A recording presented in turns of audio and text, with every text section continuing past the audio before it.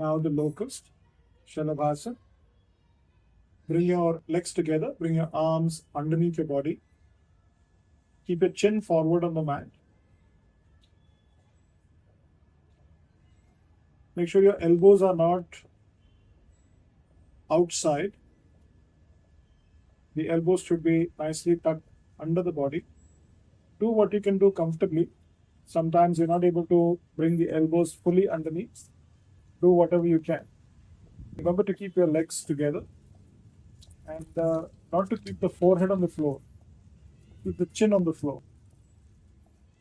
Now slowly lift your right leg up. Make sure you don't bend your knee and try to lift your leg very high. Do only what you can do comfortably, stretching the leg back. Slowly right leg down, left leg up. Try not to tilt one way or another. And left leg down. Adjust your arms under the body better. And now inhale, bring both legs up. Do what you can do comfortably. Even if you can do only a few centimeters of the floor, that is also fine.